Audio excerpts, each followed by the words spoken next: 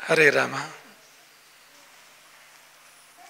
ಗುರುರ್ಬ್ರಹ್ಮ ಗುರುರ್ವಿಷ್ಣು ಗುರುರ್ದೇವೋ ಮಹೇಶ್ವರ ಗುರು ಸಾಕ್ಷಾತ್ ಪರಂ ಬ್ರಹ್ಮ ತಸ್ಮೈ ಶ್ರೀ ಗುರವೇ ನಮಃ.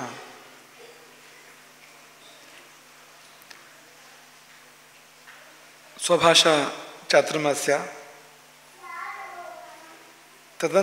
ತದಂತರ್ಗತವಾಗಿ ಇಂದು ಸಿದ್ದಾಪುರ ಮಂಡಲದ ಸೇವೆ. 5 ವಲಯಗಳು ಇಂದಿನ ಸೇವೆಯಲ್ಲಿ ಭಾಗಿಗಳು. ಅದು ಬಿದರ್ಕಾನ್ ವಲಯ, ಹರೀಶ ವಲಯ, ಹಾರ್ಸಿಕಟ್ಟ ವಲಯ, ಅಂಬಾಗಿರಿ ವಲಯ ಮತ್ತು ಸಿದ್ದಾಪುರ ವಲಯಗಳು. ಈ 5 ವಲಯಗಳು ಇಂದು ಸೇವಾ ಭಾಗ್ಯಗಳು. ನಿಮಗೆಲ್ಲ ಆಶೀರ್ವಾದ. ಮತ್ತು ಸಿದ್ದಾಪುರ ಮಂಡಲವನ್ನು ಹೊರತುಪಡಿಸಿ ಚಾತುರ್ಮಾಸ್ಯದ ದರ್ಶನದ ಸಲುವಾಗಿ ಸಮಾಜದ ಬೇರೆ ಬೇರೆ ಕಡೆಯಿಂದ ಬಂದಿರತಕ್ಕಂಥ ಎಲ್ಲ ಶಿಷ್ಯರಿಗೆ, ಭಕ್ತರಿಗೆ ವಿಶೇಷವಾಗಿರುವಂಥ ಆಶೀರ್ವಾದಗಳು. ಚಾತುರ್ಮಾಸ್ಯದಲ್ಲಿ ಗುರುದರ್ಶನ ಮಾಡಬೇಕು, ರಾಮದೇವರ ದರ್ಶನ ಮಾಡಬೇಕು ಎಂದು ನಾವು ಬಯಸಿದ್ರೆ ಸಾಲದು. ಅದು ಗುರುಪೀಠದ ಮನಸ್ಸಿಗೆ ಬಂದಾಗ, ಗುರು ಪರಂಪರೆಯ ಮನಸ್ಸಿಗೆ ಬಂದಾಗ, ರಾಮದೇವರ ಮನಸ್ಸಿಗೆ ಬಂದಾಗ ಹಾಗೆ ಬರುವ ಅವಕಾಶ ಪ್ರಾಪ್ತ ಆಗ್ತದೆ ಅಂತ. ಎಲ್ಲರಿಗೂ ಬರಲಿಕ್ಕೆ ಸಾಧ್ಯ ಇಲ್ಲ. ಅಂದರೆ ಬರುವ ಮನಸ್ಸೇ ಅನೇಕರಿಗೆ ಬರದೇ ಹೋಗ್ಬೋದು. ಬರುವ ಮನಸ್ಸು ಬಂದ ಮತ್ತೆಯೂ ನಾವು ಬರಲಿಕ್ಕೆ ಆಗ್ತದೆ ಅಂತೇನಿಲ್ಲ ಅಂತ. ನಾವು ಬಂದು ತಲುಪಿದ್ವು ಇಲ್ಲಿಗೆ ಅಂದರೆ ಅದರ ಅರ್ಥ ರಾಮದೇವರ ದೃಷ್ಟಿ ನಮ್ಮ ಮೇಲೆ ಬಿದ್ದಿದೆ, ಗುರು ಪರಂಪರೆಯ ದೃಷ್ಟಿ ನಮ್ಮ ಮೇಲೆ ಬಿದ್ದಿದೆ, ಆಶೀರ್ವಾದ ಪಡ್ಕೊಳ್ತಕ್ಕಂಥ ಯೋಗ ನಮಗೆ ಒದಗಿ ಬಂದಿದೆ ಅಂತಲೇ ಅರ್ಥ ಅದಕ್ಕೆ. ಹಾಗಾಗಿ ನೀವೆಲ್ಲ ಅದೃಷ್ಟವಂತರು ಎಂಬುದಾಗಿ ನಾವು ಭಾವಿಸ್ತೇವೆ, ನೀವೆಲ್ಲ ಪುಣ್ಯವಂತರು ಎಂಬುದಾಗಿ ನಾವು ಭಾವಿಸ್ತೇವೆ. ಯಾಕೆಂದರೆ ಅಶೋಕಿಯ ಪುಣ್ಯಭೂಮಿಗೆ ಈ ಒಂದು ಮಹಾಪರ್ವ ಕಾಲದಲ್ಲಿ, ಗುರು ಸೇವೆಯ ಮಹಾಪರ್ವ ಕಾಲದಲ್ಲಿ ನಿಮಗೆ ಆಗಮಿಸಲಿಕ್ಕೆ ಸಾಧ್ಯ ಆಗಿದೆ. ರಾಮದೇವರ ದರ್ಶನದ ಯೋಗ ಭಾಗ್ಯ ನಮಗೆ ಒದಗಿ ಬಂದಿದೆ. ಇದೆಲ್ಲ ಪುಣ್ಯಫಲ. ಮತ್ತು ಅನೇಕರು ಹೊಸದಾಗಿ ಸೇವಾ ದೀಕ್ಷೆಯನ್ನು ಕೈಗೊಳ್ತಾ ಇದ್ದಾರೆ ಇವತ್ತು.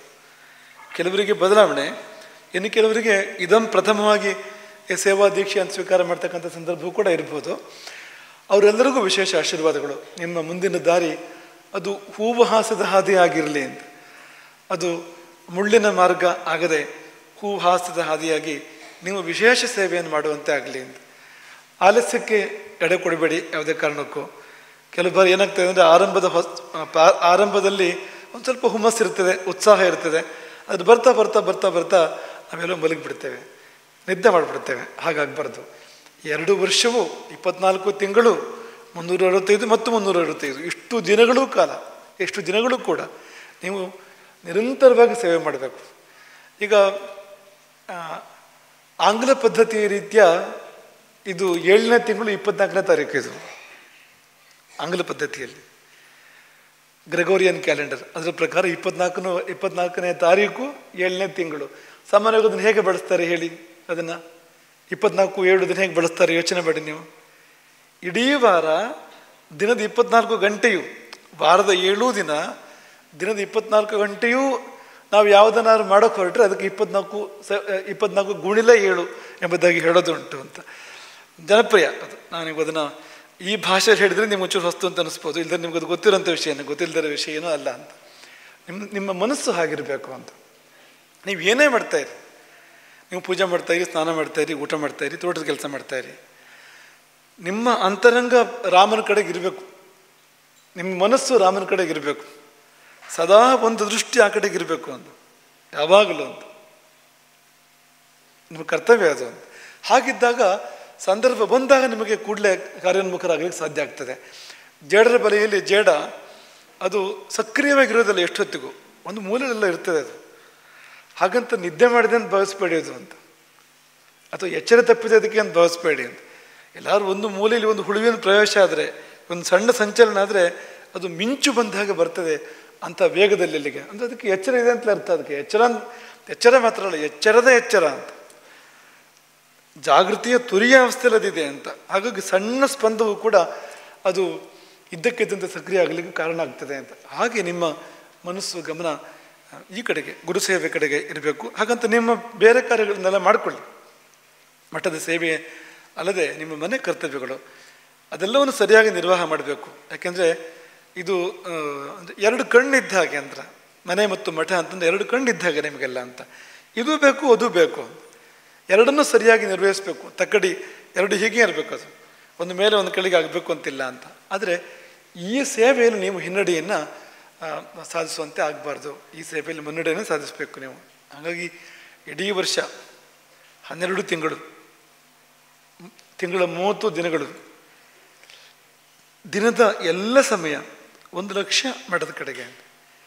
ಮತ್ತು ಪ್ರತಿದಿನ ಒಂದಿಷ್ಟಾರು ಸಮಯವನ್ನು ನಾವು ಇದಕ್ಕೆ ಕೊಡುವಂಥದ್ದು, ಮಾತಾಡ್ಕೊಳ್ಳುವಂಥದ್ದು, ಪರಸ್ಪರ ಪದೇ ಪದೇ ಮಾತಾಡ್ಕೊಳ್ಳುವಂಥದ್ದು, ಒಳ್ಳೆಯ ರೀತಿಯಿಂದ ಸಂವಾದವನ್ನು ನಡೆಸ್ತಾ ಇರುವಂಥದ್ದು, ಇದು ತುಂಬ ಅಗತ್ಯ ಇದು ಅಂತ. ಹಾಗಾಗಿ ಹಾಗೆ ಮಾಡಿದಾಗ ನಮಗೆ ಈ ಸೇವೆ ತುಂಬ ಪುಣ್ಯವಂತಂದು ಕೊಡ್ತದೆ. ಪುಣ್ಯ ಮಾತ್ರ ಅಲ್ಲ, ಪುರುಷಾರ್ಥವೂ ಕೂಡ ಹೌದು.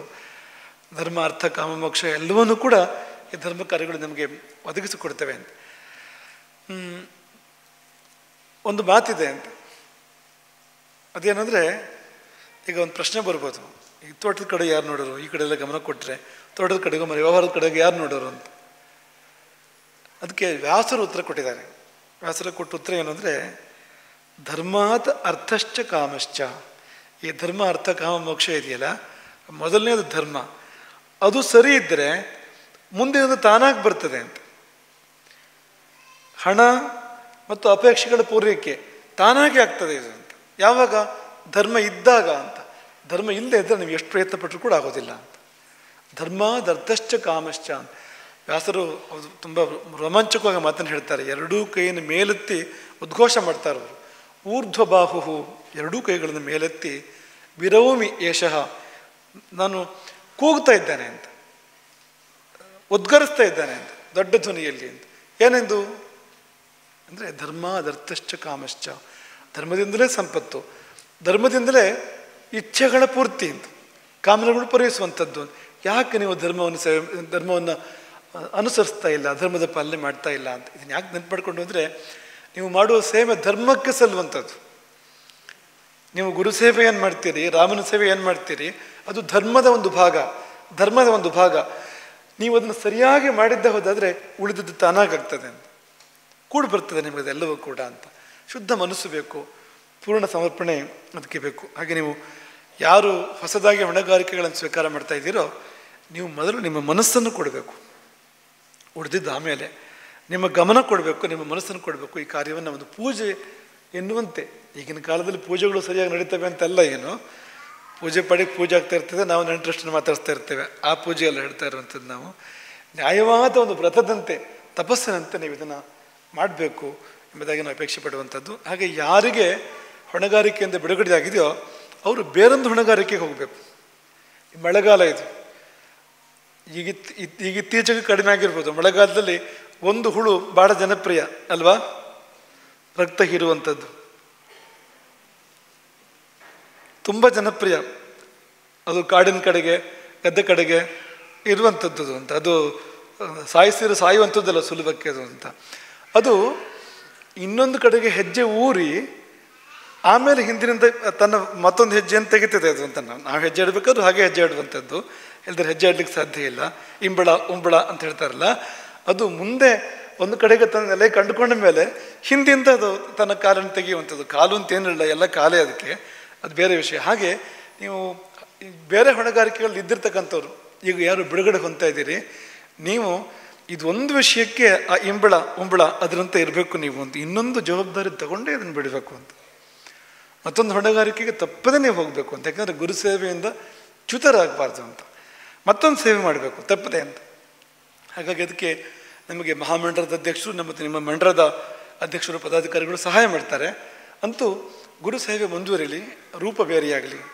ವಿಷ್ಣುವಿನ ದಶಾವತಾರ ಇದ್ದ ಹಾಗೆ ನೀವು ಬೇರೆ ಬೇರೆ ಅವತಾರ ತಾಳಿ ಸೇವೆಯನ್ನು ಮಾಡಿ, ಅದರ ಸೇವೆಯನ್ನು ಮಾತ್ರ ಬಿಡಬೇಡಿ ಯಾವುದೇ ಕಾರಣಕ್ಕೂ. ಇದನ್ನು ಈ ಸಮಯದಲ್ಲಿ ನಾವು ಸ್ಮರಣೆ ಮಾಡ್ಕೊಳ್ತೇವೆ. ಹೆಣ್ಮಕ್ಳು ಬತ್ತಿಯನ್ನು ಸಮರ್ಪಣೆ ಮಾಡಿದ್ದಾರೆ. ನಮಗದು ಬಹಳ ಪ್ರೀತಿ. ಬತ್ತಿ ಭಕ್ತಿ, ಅದು ಬತ್ತಿ ಎಷ್ಟು ಹತ್ರ ಇದೆ ನೋಡಿ ಅಂತ. ಭಕ್ತಿಯಿಂದ ಮಾಡಿದರೆ ಬತ್ತಿ ಅದು ಅಂತ. ಇದನ್ನು ಯಂತ್ರಗಳಲ್ಲಿ ಮಾಡಿದರೆ ನಮಗೆ ಬೇಡ ಅದು ಅಂತ. ಇದನ್ನೇ ಯಂತ್ರಗಳಲ್ಲಿ ಮಾಡ್ತಾರೆ ಇವತ್ತು ಅಂತ. ಯಾಕೆಂದರೆ ಅದಕ್ಕೆ ಭಕ್ತಿ ಇಲ್ಲ ಅಂತ, ಅದಕ್ಕೆ ಹೃದಯ ಇಲ್ಲ, ಭಾವನೆಗಳಿಲ್ಲ ಅಂತ. ಕೈಯಿಂದ ಹೊಸಿಬೇಕು, ರಾಮನ ಸ್ಮರಣೆ ಮಾಡ್ತಾ ಕೈಯಿಂದ ಹೊಸಿಬೇಕು, ಅದಕ್ಕೆ ತುಂಬ ಬೆಲೆ ಇದೆ ಅಂತ. ಈ ಬತ್ತಿಗಳಿಗೆ ನೀವು ಈ ಹಣಕಾಸು ಸಮರ್ಪಣೆ ಮಾಡಿದ್ರು ಅಥವಾ ಚಿನ್ನ ಸಮರ್ಪಣೆ ಮಾಡಿದ್ರು, ಮುತ್ತು ರತ್ನ ಸಮರ್ಪಣೆ ಮಾಡಿದ್ರು, ಅದಕ್ಕಿಂತ ಹೆಚ್ಚು ಬೆಲೆ ಇದೆ ಅದಕ್ಕೆ.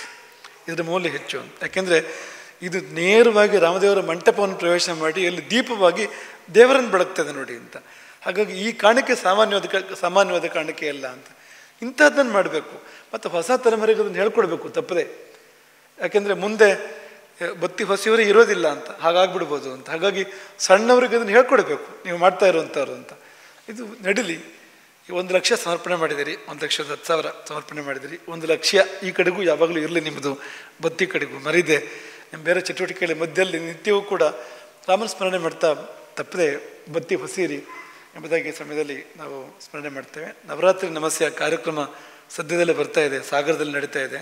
ಸಾಗರ ಅಂದರೆ ಸಾಗರದ ಗಾಳಿ ಸಿದ್ದಾಪುರದ ಕಡೆಗೆ ಬೀಸ್ತಾ ಇರ್ತದೆ, ಸಿದ್ದಾಪುರದ ಗಾಳಿಯೂ ಸಾಗರದ ಕಡೆ ಬೀಸ್ತದೆ, ಹತ್ತಿರ ಇದ್ದೀರಿ ನೀವು ಪರಸ್ಪರ ಅಂತ. ಹಾಗಾಗಿ ನವರಾತ್ರಿ ನಮಸ್ತೆ ಕಾರ್ಯಕ್ರಮದಲ್ಲಿ ನೀವೆಲ್ಲ ವಿಶೇಷವಾಗಿ ಭಾಗಿಯಾಗಬೇಕು. ರಾಜರಾಜೇಶ್ವರಿಯ ಸೇವೆ ಮಾಡಬೇಕು. ಆ ವೈಭವಕ್ಕೆ, ಸಾಗರದ ವೈಭವಕ್ಕೆ ಸಿದ್ದಾಪುರದ ಮೆರುಗು ಬರಬೇಕು ಅದಕ್ಕೆ. ಹಾಗಾಗಿ ನಿಮ್ಮ ಸೇವೆ ಮತ್ತು ನಿಮ್ಮ ಭಾಗವಹಿಸೋಕ್ಕೆ ನವರಾತ್ರಿ ನಮಸ್ತೆ ಕಾರ್ಯಕ್ರಮದಲ್ಲಿ ಇರಲಿ. ಅಪರೂಪದ ಕಾರ್ಯಕ್ರಮ ಅದು. ರಾಜರಾಜೇಶ್ವರಿಯ ಉಪಾಸನೆ ಮತ್ತು ಆಕೆಯ ಸ್ತುತಿ, ಆಕೆಯ ಚರಿತ್ರೆ ವರ್ಣನೆ ಅಲ್ಲಿ ನಡೀತದೆ ಅಂತ. ನೀವೆಲ್ಲ ಭಾಗಿಯಾಗಬೇಕು ಅಲ್ಲಿ ಎಂಬುದಾಗಿ ಈ ಸಮಯದಲ್ಲಿ ನಾವು ಅಪೇಕ್ಷೆ ಪಡುವಂಥದ್ದು. ಹಾಗೆ ಇನ್ನೊಂದು ಬಿಡುಗಡೆ ತಾನೇ ಇಲ್ಲಿ ನಡೀತು, ನೀವೆಲ್ಲ ಗಮನಿಸಿದ್ರಿ. ಪ್ರವಾಸಿ ಪ್ರಪಂಚ ಎನ್ನುವ ಒಂದು ಹೊಸ ಪತ್ರಿಕೆ. ಹೊಸ ಪತ್ರಿಕೆ ಅಂದರೆ ಪತ್ರಿಕೋದ್ಯಮದಲ್ಲಿ ಒಂದು ಹೊಸ ಹೆಜ್ಜೆ ಅದು. ಯಾರೂ ಆ ರೀತಿಯಲ್ಲಿ ಒಂದು ಪತ್ರಿಕೆ ಮಾಡಿಲ್ಲ ಇಲ್ಲಿವರೆಗೂ ಅಂತ. ಅಂಥದ್ದೊಂದು ಪ್ರಯತ್ನ ನಮ್ಮ ವಿಶ್ವೇಶ್ವರ ಭಟ್ರು ಅವ್ರ ಕಡೆಯಿಂದ ಇದು ಆಗ್ತಾ ಇದೆ, ಪ್ರವಾಸಿ ಪ್ರಪಂಚ ಅಂತ. ಆ ಪ್ರವಾಸಿ ಪ್ರಪಂಚ ಈ ಬಾರಿ ಅದರ ಮುಖಪುಟ ಅಶೋಕಿಗೆ ಮೀಸಲಾಗಿದೆ ಅಂತ. ಅಶೋಕಿಯನ್ನು ಎತ್ತಿ ಹೇಳಿ ಅವರು ಆ ಪತ್ರಿಕೆಯನ್ನು ಈ ಬಾರಿ ತಂದಿದ್ದಾರೆ. ತುಂಬ ವಿವರಗಳನ್ನು ಸಂಗ್ರಹ ಮಾಡಿದ್ದಾರೆ, ಚಿತ್ರಗಳನ್ನು ಅಲ್ಲಿ ಪ್ರಕಟಪಡಿಸಿದ್ದಾರೆ. ನೀವೆಲ್ಲ ಅದನ್ನು ಆ ಪ್ರವಾಸಿ ಪ್ರಪಂಚವನ್ನು ಅವಲೋಕನ ಮಾಡಬೇಕು. ಎರಡೂ ಕಾರಣಕ್ಕೆ ನಮ್ಮ ಮಠದ ವಿಷಯ ಇದೆ, ನಮ್ಮವರೇ ಒಬ್ಬರ ಪ್ರಯತ್ನ ಅದು. ನಮ್ಮ ಪೀಠದ ಶಿಷ್ಯರೊಬ್ಬರ ವಿಶೇಷ ಶಿಷ್ಯ, ನಮಗೆ ಯಾವಾಗಲೂ ವಿಶ್ವೇಶ್ವರ ಭಟ್ರಿಗೆ ವಿಶೇಷ ವರ ಅಂತ ಹೇಳೋದುಂಟು ಕೆಲವು ಸರ್ತಿ ಅಂತ, ಅಂಥವರು ಅಂತ ಅವರ ಪ್ರಯತ್ನ ಅದು. ನಾವೆಲ್ಲ ಅದನ್ನು ಅಭಿನಂದಿಸೋಣ ಮತ್ತು ಅಶೋಕೆಯ ಮಹಿಮೆಯನ್ನು ತನ್ಮೂಲಕ ಅರಿತು ಆರಾಧಿಸೋಣ ಎಂಬುದಾಗಿ ಈ ಸಮಯದಲ್ಲಿ ನಾವು ಹೇಳುವಂಥದ್ದು. ಎಲ್ಲರಿಗೂ, ಇಲ್ಲಿ ಸೇರಿರ್ತಕ್ಕಂಥ ಎಲ್ಲರಿಗೂ, ಮುಖ್ಯವಾಗಿ ಸಿದ್ದಾಪುರ ಮಂಡಲದ ಎಲ್ಲ ಪದಾಧಿಕಾರಿಗಳು, ಕಾರ್ಯಕರ್ತರಿಗೆ ಆಶೀರ್ವಾದಗಳು. ಸಮಾಜದ ಮೂಲೆ ಮೂಲೆಗಳಿಂದ ಬಂದಿರತಕ್ಕಂಥ, ಹೊರಗಿಂದಲೂ ಬಂದಿರತಕ್ಕಂಥ, ಗಾಣಗಾಪುರದಿಂದ ಇವತ್ತು ಬಂದಿದ್ದಾರೆ ಒಂದು ಗುರುಕುಲದವರು, ಹಾಗೆ ಅನೇಕರು ಬಂದಿದ್ದಾರೆ ಬೇರೆ ಬೇರೆ ಕಡೆಯಿಂದ. ಅವರೆಲ್ಲರಿಗೂ ಈ ಸಮಯದಲ್ಲಿ ವಿಶೇಷ ಶುಭಾಶೀರ್ವಾದಗಳು. ಚಾತುರ್ಮಾಸ್ಯ ನಿಮಗೆ ಶುಭವನ್ನೇ ತರಲಿ, ಚಾತುರ್ಮಾಸ್ಯ ನಿಮ್ಮ ಬದುಕನ್ನು ಹಸನಾಗಿಸಲಿ, ಸೇವೆಗೆ ನಿಮ್ಮನ್ನು ಪ್ರೇರಿಸಲಿ, ರಾಮನ ಕರುಣೆ ಸದಾ ನಿಮ್ಮನ್ನು ರಕ್ಷಿಸಲಿ, ಎಲ್ಲರಿಗೂ ಒಳಿತಾಗಲಿ ಅಂತ ಅರ್ಪಣೆ ಆಗ್ತದೆ. ಹರೇ ರಾಮ.